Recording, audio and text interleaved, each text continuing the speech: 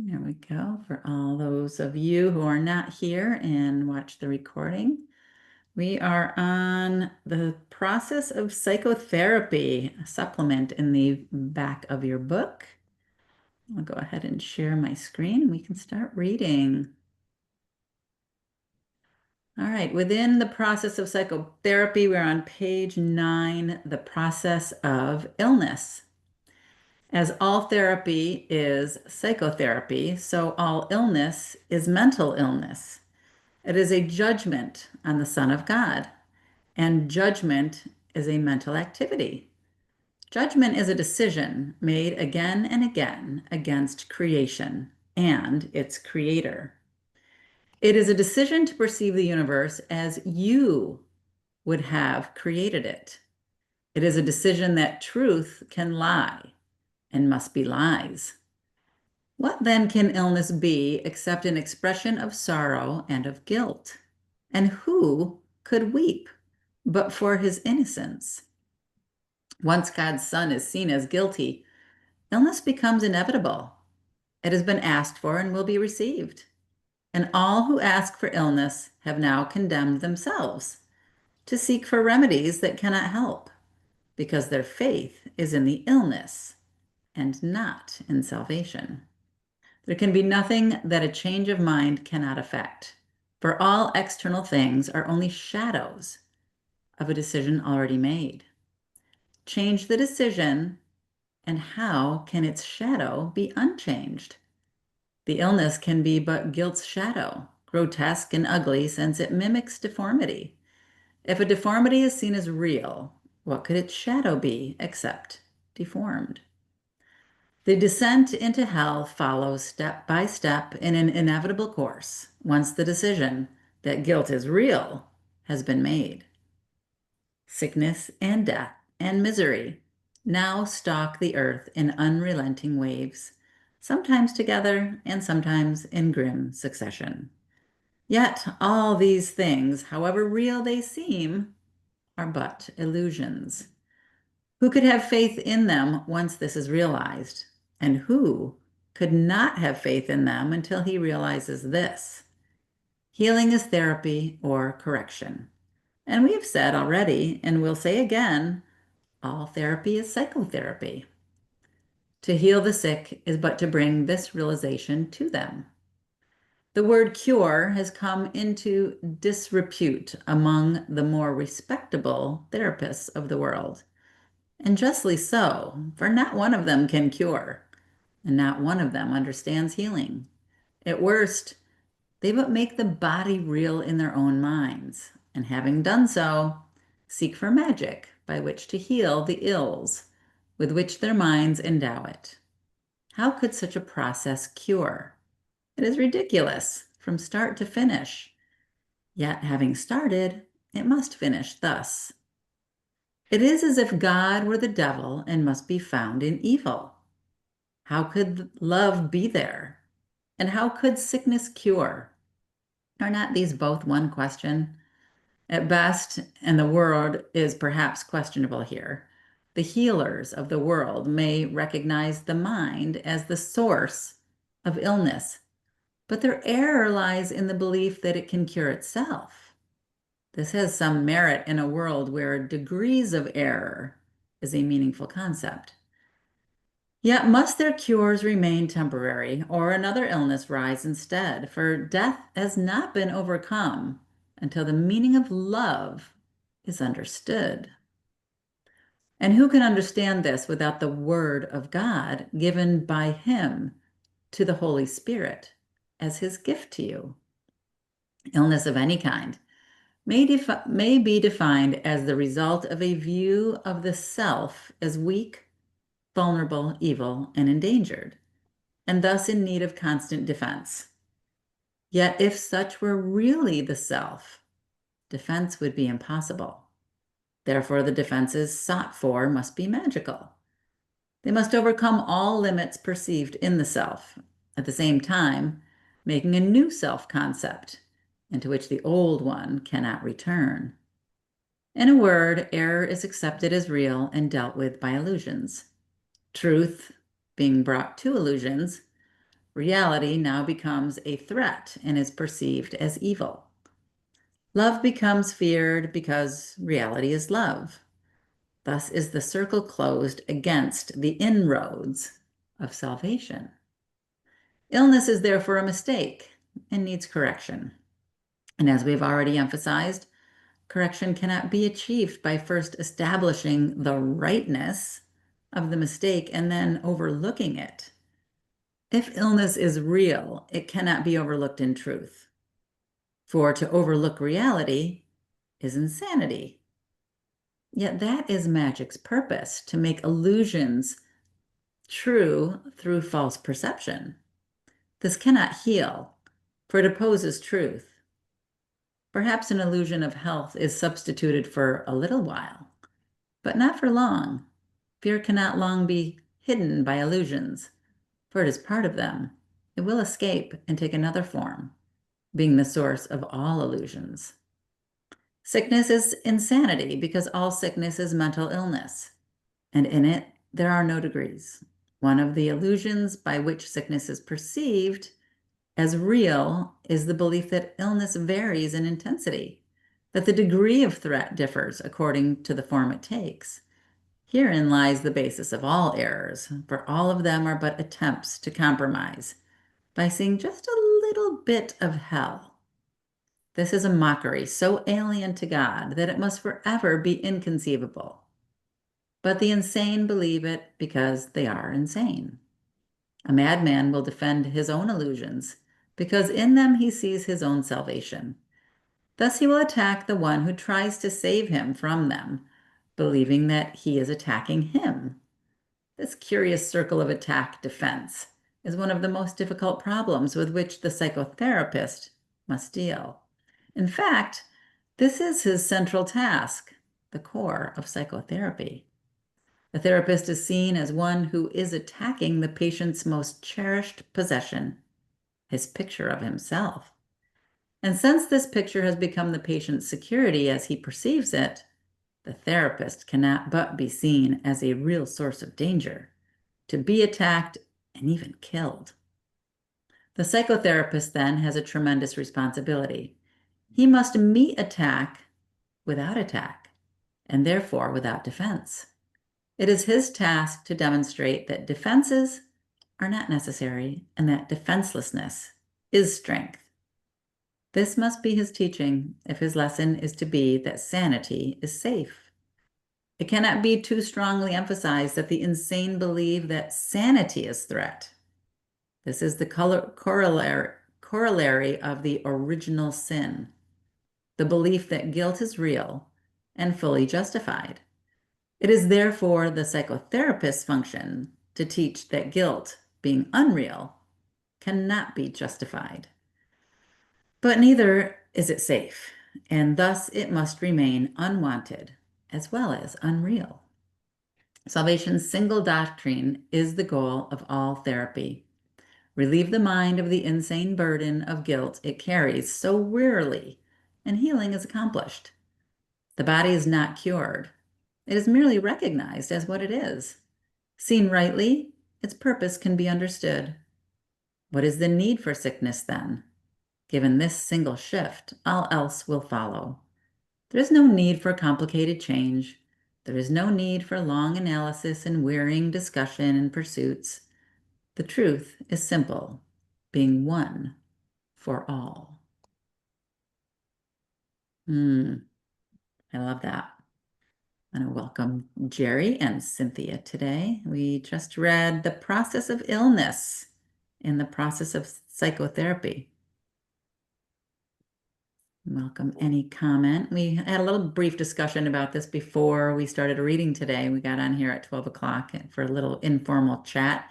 And I was saying that I notice now when I fall into that place of judgment, when I feel like I've been wronged and I feel justified in my anger, even if it's so slight bit of anger, right? There are no degrees.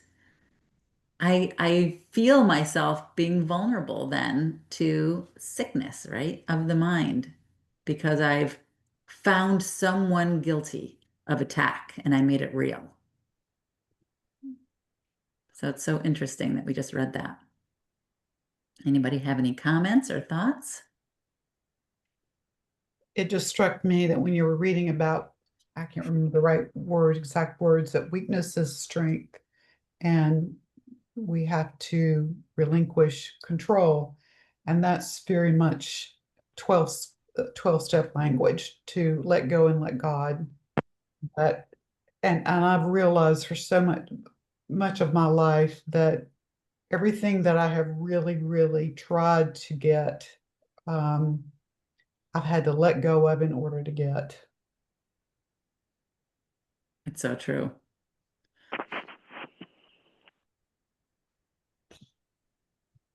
Often with claw marks on it, but Yeah, right. Yeah, because as soon as you let go, and there's so many instances where I've been so upset about things happening in my life until I finally got to the point where I'm like, okay, I do not have an answer here. I give mhm, this to you. And I remember the answer came, and the answer was you need do nothing. And I was like, oh, really? That's the only thing yeah. I haven't tried is doing nothing. But sometimes you have to get, what they call alcoholics call, the bottom in order and say, okay, I'm done. I can't do it on my own. I've tried everything I know and it's not working. I give up. And that's when you're teachable. I have found that also to be true. Did you want to add something to our conversation, Jerry? I saw you unmuted yourself.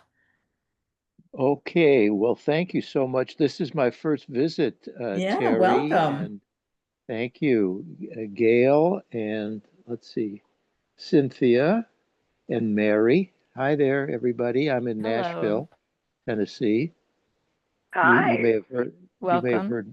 some of my records and videos. I'm a country western star. Oh, I'm very nice. joking. I'm joking. I'm a Jewish kid from Detroit, and I wound up in Nashville. Tell me God doesn't have a sense of humor. What the hell? But then, it's all a dream. So here we are, and this looks like a lovely dream right here. Happy dream. Yeah, we're trying to have a happy dream here. That's the goal, right? Happiness is our Cool. only function, Well, count me in. I hope. right? Thank you. Glad to have you here. Yeah, welcome. Welcome. Glad to have you here. But yeah, sickness is a funny thing, right? I mean, it can be not funny, but when we actually pause for a moment to think about our thoughts of judgment and I was just saying this, that the more we practice, the more aware we are of our thoughts. And then we can almost feel it viscerally, like taking hold, right? When those thoughts go out there, like there's a situation in my life right now that I'm not real pleased with. It has to do with a family member. And gosh, there's a part of me that wants to just, ugh. But then as soon as I get into that mindset, I feel it. I feel like all of the things, the illness, right, coming into the body, because when the mind is sick, then the body's just like, okay, I'm coming in. Here I am. I'm going to set up shop. And then I have to say, okay, no, I feel this. I choose to see things differently. I let go. I let God. I realize that this is part of the ego and the illusion of trying to make attack real. And I just promise, I give myself to that place of forgiveness. And that Ha'apo'ono prayer, I've been saying that a lot. It's so powerful.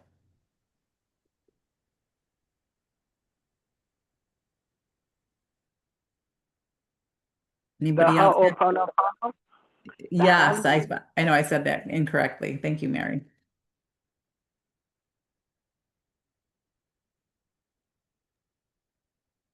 I like the reading where it discusses the resistance to on the part both of the psychotherapist probably and the patient, because I can relate to the resistance to awakening and Mm, the reality of another perceptive state of mind. That's terribly frightening to the ego. And it's interesting because um, it's my story. This individuates me. This makes me special. And I want the psychotherapist, and I've been in therapy off and on for years, to address the issues that I think define me. And Yeshua is saying here, it doesn't define you. It's a block to your awareness of who you are is pure love, the Christ. And, we know that story. It's a resistance to the truth. Crucify him, kill him. I don't know how, I know I'm new to the group, so you probably don't know where I'm coming from a little bit, but I love the Course so dearly, and yet I resist it so mightily. Um, and so there is this conflict and this dualistic view of the solution. And the solution is a non-dualistic view, of course, that there's nothing here that's real, but it can be used as a bridge or a way of opening up to what I've projected, my guilt. And this was another strong part of the reading, wasn't it? The guilt. Uh, Sure. for a short time, I had a brief prison ministry that it was great to go into the prisons where men at some level must have felt awfully guilty. And my message was uh, the letting go of the defining behavior and the guilt and the sin. And of course, I was teaching to learn.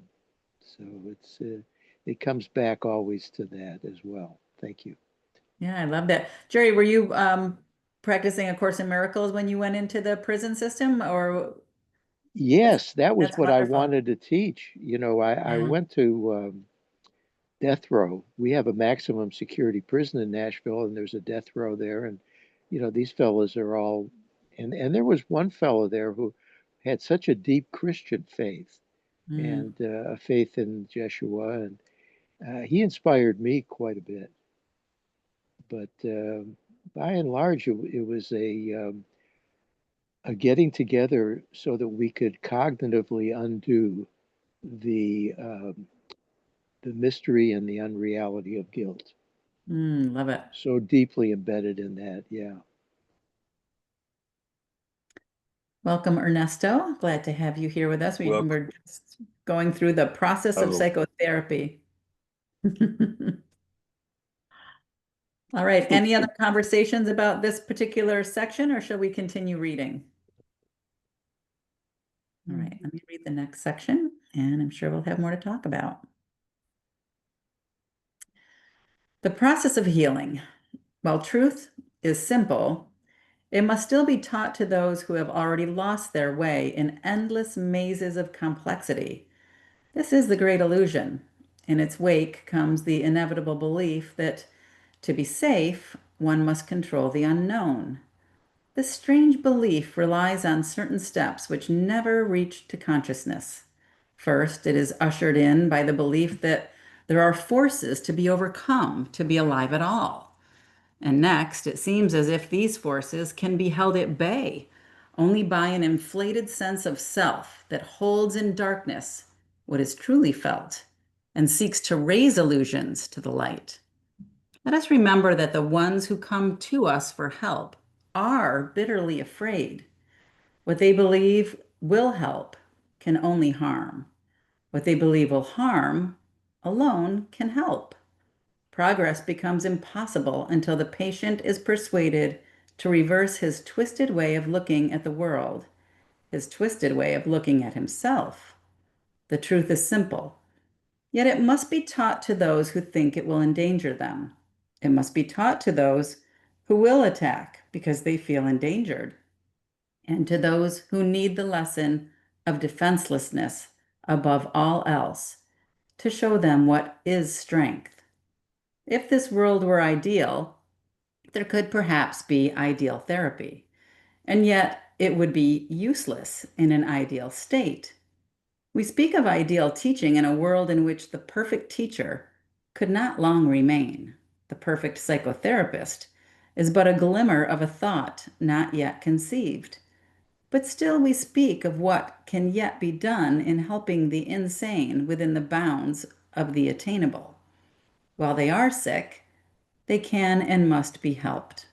No more than that is asked of psychotherapy, no less than all he has to give is worthy of the therapist. For God himself holds out his brother as his savior from the world. Healing is holy. Nothing in the world is holier than helping one who asks for help. And two come very close to God in this attempt, however limited, however lacking in sincerity. Where two have joined for healing, God is there. And he is guaranteed that he will hear and answer them in truth. They can be sure that healing is a process he directs because it is according to his will. We have his word to guide us as we try to help our brothers. Let us not forget that we are helpless of ourselves and lean upon a strength beyond our little scope for what to teach as well as what to learn. A brother seeking aid can bring us gifts beyond the heights perceived in any dream. He offers us salvation, for he comes to us as Christ and Savior. What he asks is asked by God through him, and what we do for him becomes the gift we give to God. The sacred calling of God's Holy Son for help in his perceived distress can be but answered by his Father. Yet he needs a voice through which to speak his holy word, a hand to reach his Son and touch his heart. In such a process, who could not be healed? This holy interaction is the plan of God himself, by which his Son is saved. For two have joined, and now God's promises are kept by him. The limits laid on both the patient and the therapist will count as nothing, for the healing has begun. What they must start, their Father will complete, for he has never asked for more than just the smallest willingness, the least advance, the tiniest of whispers of his name. To ask for help, whatever form it takes, is but to call on him, and he will send his answer through the therapist, who best can serve his Son in all his present needs. Perhaps the answer does not seem to be a gift from heaven. It may even seem to be a worsening and not a help. Yet let the outcome not be judged by us. Somewhere, all gifts of God must be received. In time, no effort can be made in vain. It is not our perfection that is asked in our attempts to heal. We are deceived already if we think there is a need of healing, and the truth will come to us only through one who seems to share our dream of sickness. Let us help him to forgive himself for all the trespasses with which he would condemn himself without a cause. His healing is our own, and as we see the sinlessness in him come shining through the veil of guilt that shrouds the Son of God, we will behold in him the face of Christ and understand that it is but our own. Let us stand silently before God's will and do what it has chosen that we do. There is one way alone by which we come to where all dreams began, and it is there that we will lay them down to come away in peace forever. Hear a brother call for help and answer him. It will be God to whom you answer, for you called on him. There is no other way to hear his voice. There is no other way to seek his Son. There is no other way to find yourself. Holy is healing, for the Son of God returns to heaven through its kind embrace. For healing tells him, in the voice for God, that all his sins have been forgiven him. That was beautiful and powerful.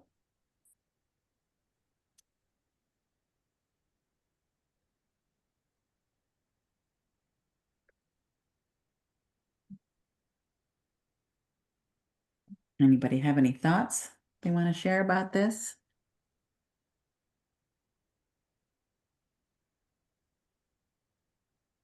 I'm still having issues with my communication. I Okay, forgot we can hear that I you could right read now. it. I forgot that I could read it, and I don't have that part in my book. But I forgot Oh, that okay. I could read it from there. And I was, oh, I could read it. You know, I was not thinking. Yeah, I that's was all trying right. to hear it. You know, it's choppy. I'm working on it though. I'm talking to the AI people, whatever. There's nobody. It's back and forth. You know, it's the computer. Right, right. But it's gotten better. I could hear the. Was that a priest that was speaking before? Jerry? I Jerry could listen Rosen to him is clearly. new. It was weird. Oh, good. Well, he's here. Are you calling me weird, Ernesto? Oh, that's I'm on my phone. Yeah. you must we Yes. must have But it's met choppy. before. I can't get the. I think Yeah, he's calling you a Perhaps. priest, Jerry. that's synonymous. No, I'm kidding. That's You're not from what I see a collar. You know, I see like a little bit of a collar. That's why. White collar. Okay. oh, you didn't see the halo. That's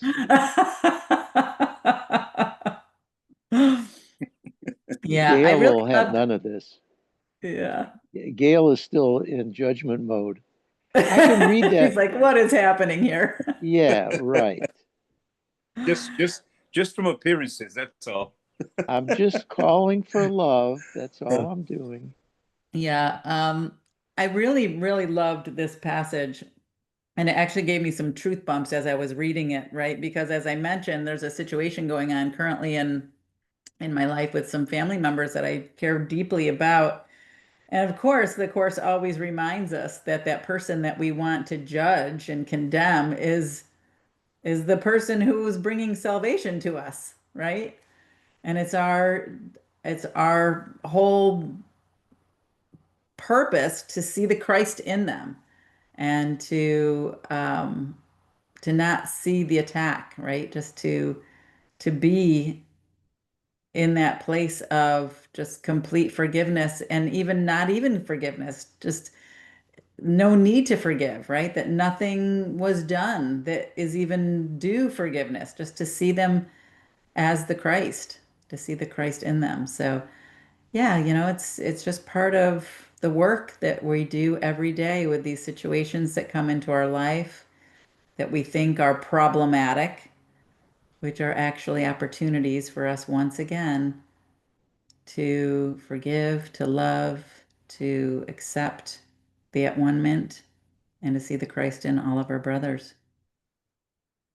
Yeah, I mean, I certainly, when I, see that I'm engaged by something like that, and I'm starting to form a story around it, I switch to the story of that we are all aspects of God, therefore I'm seeing another aspect. I may not align with that aspect, but it needs to be present because it's part of the whole. So in order to have every aspect, I can then accept, allow, and say, let it be to that aspect that may not resonate with me fully, but again, if it's part of the whole, if I were to chop it out of the whole, then that would not be whole any longer. And so since God is all and God is one, which means whole, because one doesn't mean everything is alike, and according to me, it means that everything is in everything. It is the all in all. And so remembering that story beyond the other stories that I want to create just brings me back to my peace. Yeah, good point. Thank you, Mary, for sharing that. Yeah, but This this is very timely for me too, Terry. I have an in-law who's hospitalized in a mental hospital again. And, you know, over the course of my marriage to my current wife, my beloved, whose family has that kind of backstory, let's say, hospitalizations and so forth. Uh, it's very appropriate that I remember that my in-laws' interpretation of her life is no more or less insane than my own when I'm in my wrong mind. She, however, is caught in some kind of hierarchical interpretation by the medical and family that she's beyond that. It's not your normal life of neuroses. This is a psychosis mm, with, you know, thoughts of paranoia and conspiratorial thoughts and so forth against her. But I see it so much as everything is the same, and that's that it's not true. Now, again, the reading made mention, but help needs to be sought. And when I first met Ken Wapnick, I went to one of his workshops, and I went up to him at the break, and I had a question for him. And he said, "Let me stop you, Al. I know what your question is. You're Jewish. I'm Jewish." He said, "You have a problem with Jeshua." And I said, "No, that I don't think that's the problem. It's just that I take psychosomatic or psycho uh, drugs, and I find that it helps me. But I find that as a course student, I want to get off that. I feel guilty. Why aren't I getting off of them?" Which parenthetically, I've gotten off of them now. This is years later. But he said, "Hey, take your drugs, take your medication." He says, "In fact, take it with chicken soup. It'll be even better for you. It'll work faster." So, you know, we have to acknowledge the normal in the dream, but remember in the back of our mind that the metaphysics is really the truth. I need nothing, I need do nothing. But he said, take your drugs. And so this lady, this in-law of mine, has to be in the hospital. They're even contemplating again electroshock therapy for her. And she's terrified of that. She's had it, of course. And I don't get that. I don't know. But if the patient wants to heal and believes that it would help, and in her case, she doesn't believe that, I don't, you know, but I guess that's her journey.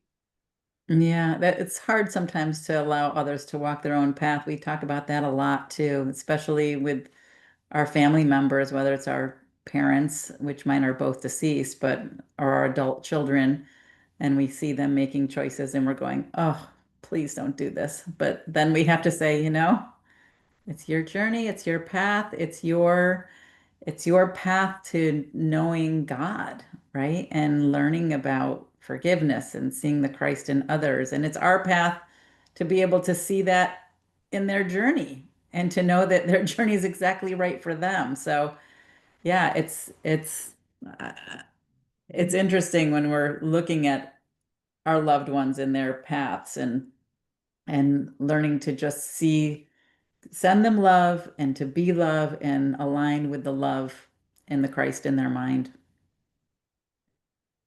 Because that's really the only thing that's real, right? Bodies are simply a means of communication, but all minds are joined.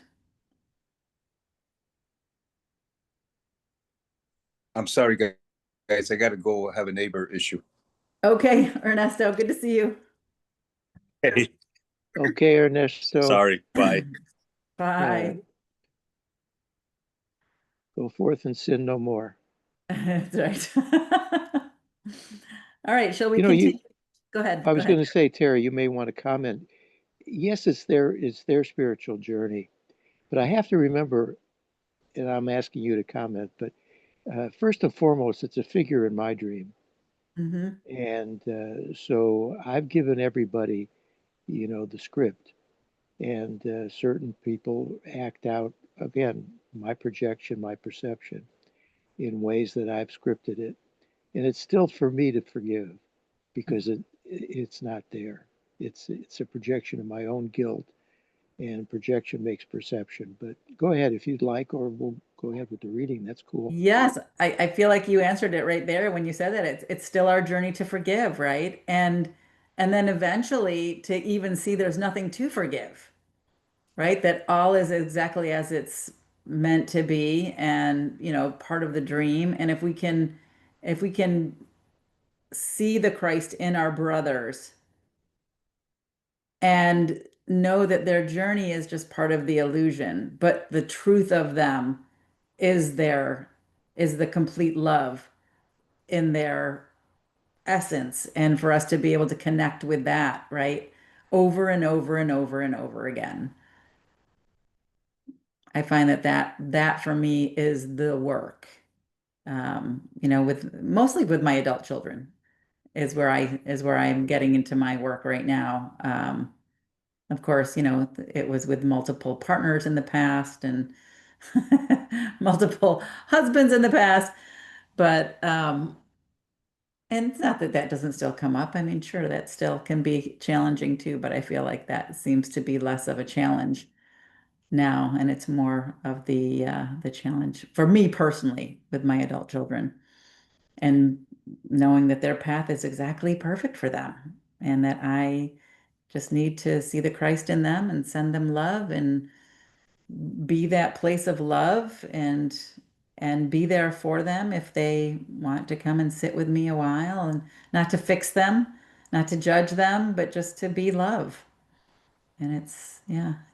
Yeah, Moving as I 5,000 see, miles helps oh, go that ahead, too. Gail. Yeah. Sorry. Moving 5,000 miles away helps that too. Yeah. Honestly, it was one of the reasons I did it, because they've been depending on me for so long, and moving in and out of my house, and one would go out and one would move in, and it was just like, I'm done with this. I've taken care of people so all my life.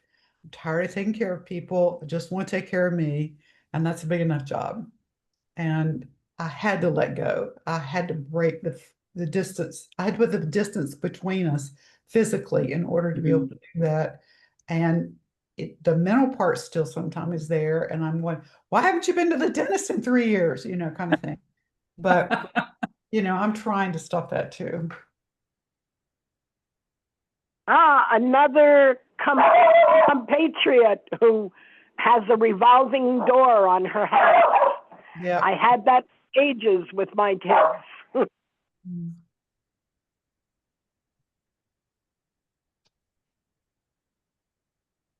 All right. Any other comments before we continue? Great discussion. I Thank was you, just everyone. going to say the reliance in the psychiatric and psychological professions, which are healing arts, really, in science, has become so dependent on psychotropic drugs, and a lot less, at least in the psychiatric field, with talk therapy, communication, heart to heart, right mind to right mind, open. Uh, that is so helpful, and yet they don't they don't even want to bother with that anymore. I'm sure there are specialists that do. You can get into analysis and such, but by and large, because I've been through some of that, and it's all prescriptive information, all about prescription information. Well, Well, usually let's try two this. separate Let's ones. adjust that. And it's addressing the symptoms, as we know. It's not getting to the cause, but they're not concerned with that because there's no money in that. Yeah. I don't know. That's a never mind. That's not fair either. It's Well, I found that having had both of those things, I was on drugs for depression for decades, but am no longer, but and anxiety. But I found that, you go to two different ones. You go to the psychiatrist for the medication and the psychologist or the social worker for the therapy, and they don't generally cross.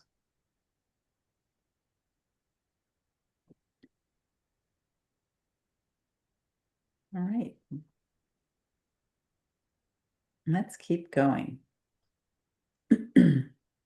The definition of healing. The process of psychotherapy then can be defined simply as forgiveness, for no healing can be anything else. The unforgiving are sick, believing they are unforgiven. The hanging on to guilt is hugging close and sheltering, its loving protection and alert defense. All this is but the grim refusal to forgive. God may not enter here, the sick repeat over and over, while they mourn their loss and yet rejoice in it. Healing occurs as a patient begins to hear the dirge he sings and questions its validity. Until he hears it, he cannot understand that it is he who sings it to himself. To hear it is the first step in recovery. To question it must then become his choice. There is a tendency, and it is very strong, to hear this song of death only an instant and then dismiss it uncorrected. These fleeting awarenesses represent the many opportunities given us, literally, to change our tune. The sound of healing can be heard instead. But first, the willingness to question the truth of the song of condemnation must arise. The strange distortions woven inextricably into the self-concept, itself but a pseudo-creation, make this ugly sound seem truly beautiful.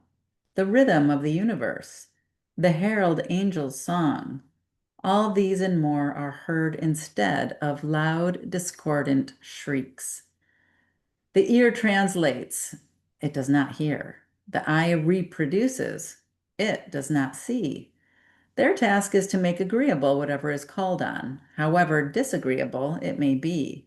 They answer the decisions of the mind, reproducing its desires and translating them into acceptable and pleasant forms.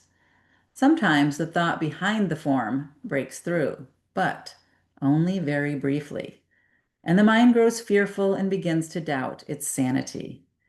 Yet it will not permit its slaves to change the forms they look upon, the sounds they hear.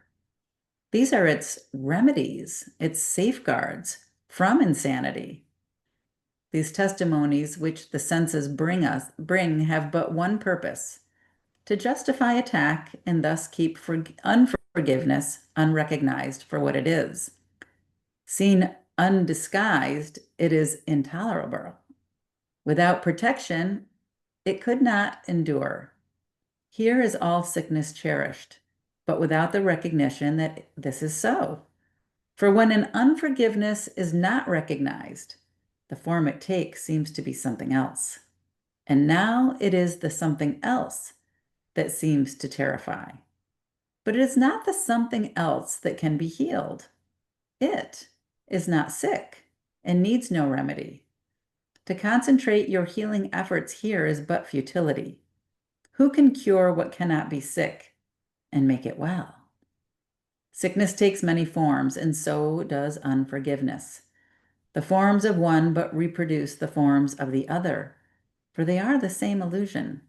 So closely is one translated into the other that a careful study of the form of sickness will point quite clearly to the form of unforgiveness that it represents. Yet seeing this will not effect a cure. This is achieved by only one recognition, that only forgiveness heals an unforgiveness, and only an unforgiveness can possibly give rise to sickness of any kind. This realization is the final goal of psychotherapy. How is it reached? The therapist sees in the patient all that he has not forgiven in himself, and is thus given another chance to look at it, open it to reevaluation, and forgive it. When this occurs, he sees his sins as gone into a past that is no longer here. Until he does this, he must think of evil as besetting him here and now. The patient is his screen for the projection of his sins, enabling him to let them go. Let him retain one spot of sin in what he looks upon, and his release is partial and will not be sure. No one is healed alone. This is the joyous song salvation sings to all who hear its voice. This statement cannot be too often remembered by all who see themselves as therapists.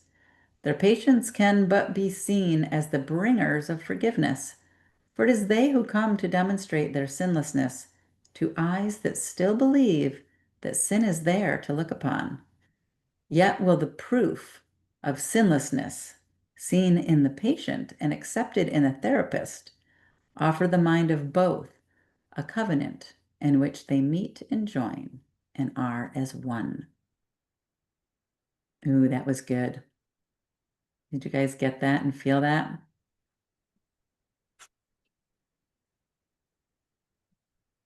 Yep. So the one we want to judge and condemn is just a mirror, like Jerry said. It's just a projection of our own unhealed thoughts of sin and judgment and lack and fear. From now on, that's Father Jerry, please. Oh, I love it. Jerry, I can't imagine what those folks feel like that are on death row that have murdered people and how they have to deal with their forgiving themselves. That must be quite amazing to work in that environment and see those kinds of miracles happen. Yeah, it's very interesting. A lot of them are in total denial, and that's a defense mechanism that really doesn't work because it keeps the guilt in place, but it is a short-term, quote unquote, solution to a non-existent problem, and that's the Mhm. guilt, even if they're guilty, of having committed the crime. But they work feverishly on appeals, and they're in that little law library there. I used to be a lawyer, so I could really that's got to be purgatory. I was stuck in law libraries for years. Never liked it. But anyway, that sense of guilt, you know, provides us with the nesting, so to speak, of defense mechanisms that we can bring and believe. And that's what I've done, and we've all done in the dream. This dream is real. And there are even wisdom paths that will say through affirmations and so forth in new thought, you can change the matter, the demonstration that you're perceiving by changing your thoughts. You change your thoughts, you change your perceptions. Well, that's true, but not in the way that a non dualistic approach like the Course in Miracles teaches. The Course would never teach us to change our minds so that we can change the world and the body. That would be making the error real. And we don't want to do that so much as notice the resistance to not make to this whole solution of recognizing its unreality, uh, the illusion, the Maya.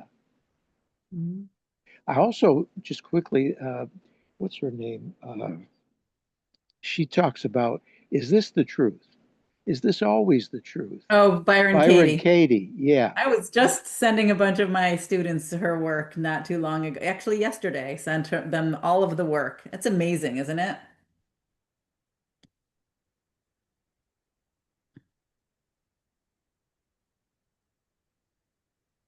Yeah, I didn't mean to cut you off there, Jerry. Feel free to continue.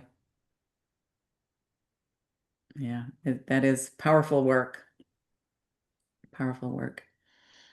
Okay, we have 10 more minutes. I think we can get through the last section of this section, maybe. Eh, it's not quite the last section, but let's keep going. See what we have left. The ideal patient-therapist relationship. Who then is the therapist and who is the patient? In the end, everyone is both. He who needs a healing must heal. Physician, heal thyself.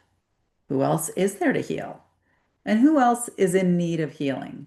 Each patient who comes to a therapist's office offers him a chance to heal himself. He is therefore his therapist, and every therapist must learn to heal from each patient who comes to him. He thus becomes his patient. God does not know of separation. What he knows is only that he has one son. His knowledge is reflected in the ideal patient-therapist relationship. God comes to him who calls, and in him he recognizes himself. Think carefully, teacher and therapist, for whom you pray and who is in need of healing. For therapy is prayer, and healing is its aim and its result. What is prayer except the joining of minds in a relationship which Christ can enter? This is his home, into which psychotherapy invites him. What is symptom cure when another is always there to choose? But once Christ enters in, what choice is there except to have him stay? There's no need for more than this, for it is everything. Healing is here, and happiness and peace. These are the symptoms of the ideal patient-therapist relationship, replacing those with which the patient came to ask for help. The process that takes place in this relationship is actually one in which the therapist in his heart tells the patient that all his sins have been forgiven him, along with his own. What could be the difference between healing and forgiveness? Only Christ forgives, knowing his sinlessness. His vision heals perception, and sickness disappears, nor will it return again once its cause has been removed. This, however, needs the help of a very advanced therapist, capable of joining with the patient in a holy relationship, in which all sense of separation finally is overcome. For this, one thing and one thing only is required. The therapist in no way confuses himself with God. All unhealed healers make this fundamental confusion in one form or another, because they must regard themselves as self-created rather than God-created. This confusion is rarely, if ever, in awareness, or the unhealed healer would instantly become a teacher of God, devoting his life to the function of true healing. Before he reached this point, he thought he was in charge of the therapeutic process and was therefore responsible for its outcome. His patient's errors thus became his own failures, and guilt became the cover, dark and strong, for what should be the holiness of Christ. Guilt is inevitable in those who use their judgment in making their decisions. Guilt is impossible in those through whom the Holy Spirit speaks. The passing of guilt is the true aim of therapy and the obvious aim of forgiveness. In this, their oneness can be clearly seen. Yet, who could experience the end of guilt who feels responsible for his brother in the role of guide for him? Such a function presupposes a knowledge that no one here can have, a certainty of past, present, and future, and of all the effects that may occur in them. Only from this omniscient point of view could such a role be possible. Yet no perception is omniscient, nor is the tiny self of one alone against the universe able to assume he has such wisdom except in madness. That many therapists are mad is obvious. No unhealed healer can be wholly sane. Yet it is as insane not to accept a function God has given you, to invent one he has not. The advanced therapist in no way can ever doubt the power that is in him, nor does he doubt its source. He understands all power in earth and heaven belongs to him because of who he is. And he is this because of his Creator, whose love is in him and who cannot fail. Think what this means. He has the gifts of God himself to give away. His patients are God's saints who call upon his sanctity to make it theirs. And as he gives it to them, they behold Christ's shining face as it looks back at them. The insane, thinking they are God, are not afraid to offer weakness to God's Son. But what they see in him, because of this, they fear indeed. The unhealed healer cannot but be fearful of his patients and suspect them of the treachery he sees in him. He tries to heal, and thus at times he may, but he will not succeed except to some extent and for a little while. He does not see the Christ in him who calls. What answer can he give to one who seems to be a stranger, alien to the truth, and poor in wisdom, without the God who must be given him? Behold your God in him, for what you see will be your answer. Think what the joining of two brothers really means, and then forget the world and all its little triumphs and its dreams of death. The same are one, and nothing now can be remembered of the world of guilt. The room becomes a temple, and the street a stream of stars that brushes lightly past all sickly dreams. Healing is done, for what is perfect needs no healing, and what remains to be forgiven when there is no sin. Be thankful, therapist, that you can see such things as this, if you but understand your proper role. But if you fail in this, you have denied that God created you, and so you will not know you are his son. Who is your brother now?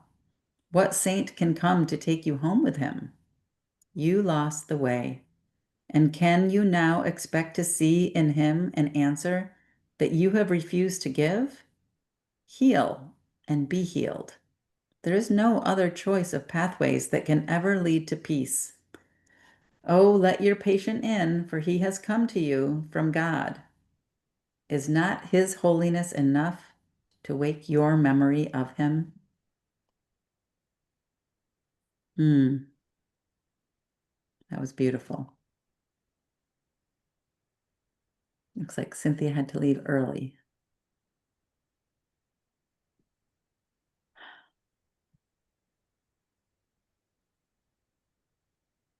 Anybody have anything they'd like to share about the ideal patient-therapist relationship? There's I used to a, work, oh, go ahead, Gail, please. I was just gonna say, I used to work in marketing, in a psychiatric hospital. And you would think you wouldn't have to market for that, but you do. But I have discovered, having worked very closely with therapists, that most of the time therapists go into being a therapist because they need therapy. And it works both ways. I totally believe that.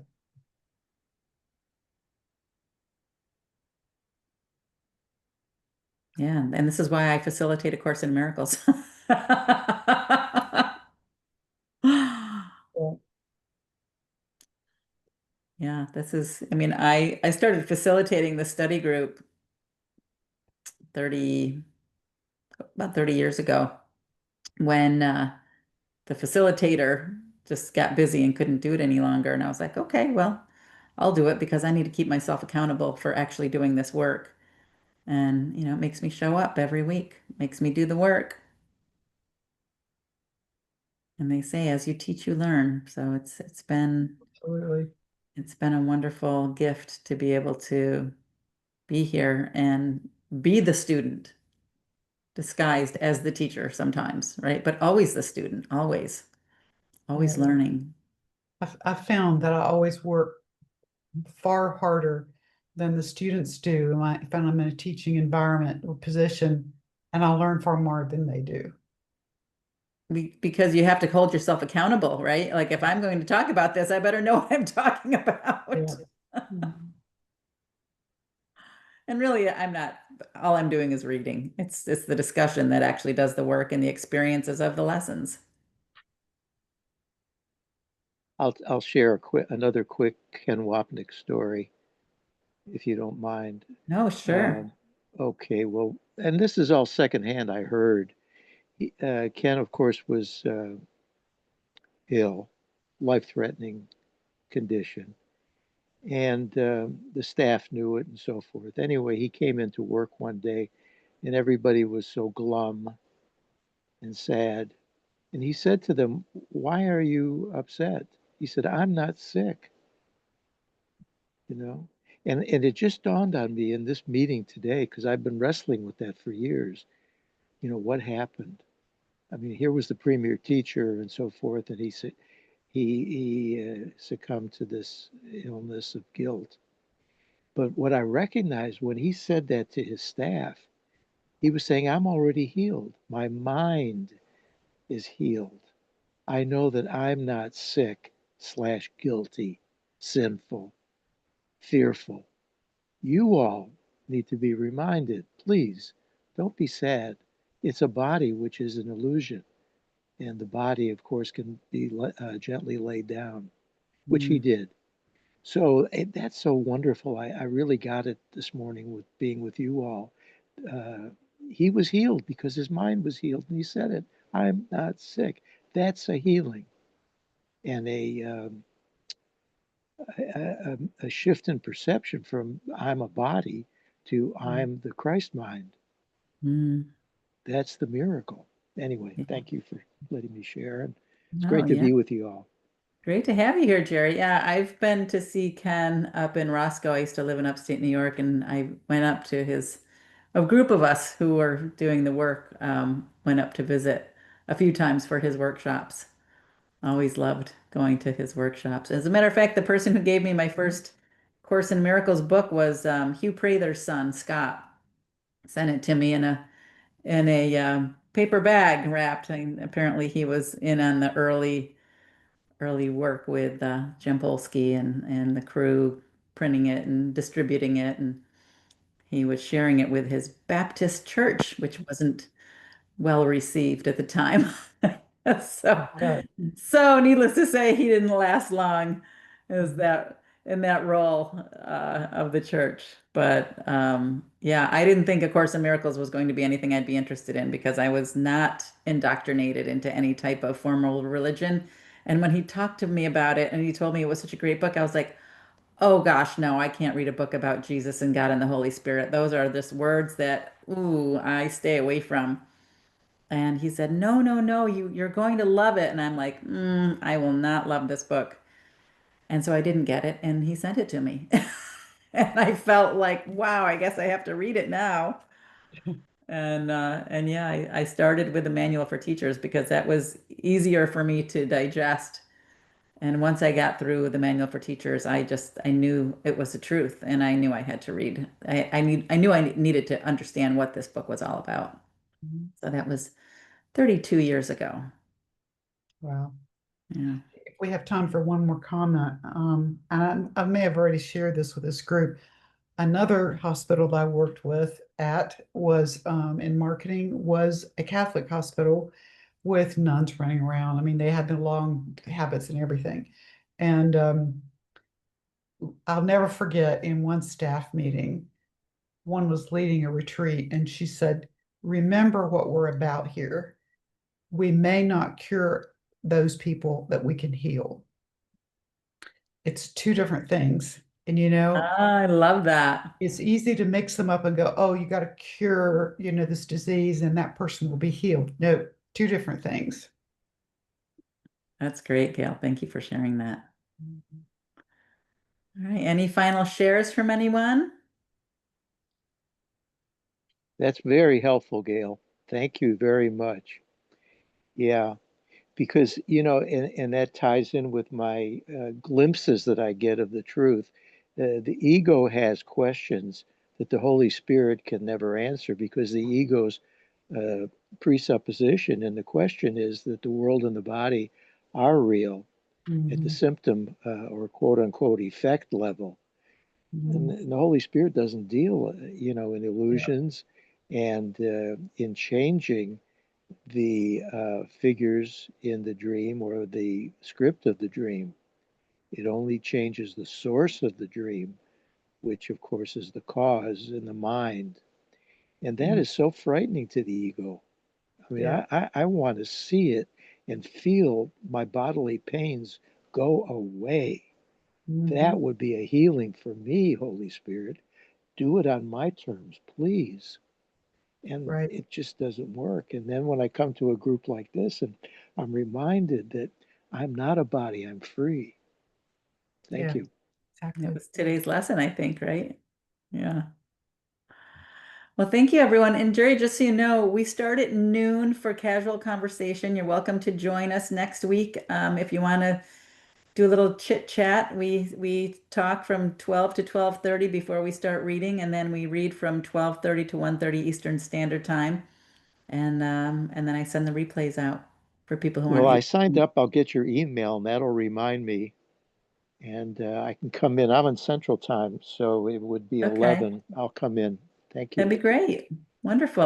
All right, so hope to see you next week. It was such a pleasure having you here, Jerry, and always, Gail, great to see you and everyone else. Comments and discussions are so helpful. All right, thank you, everyone, Thank and you. we'll see you next week. Bye-bye. All right, bye-bye. I know.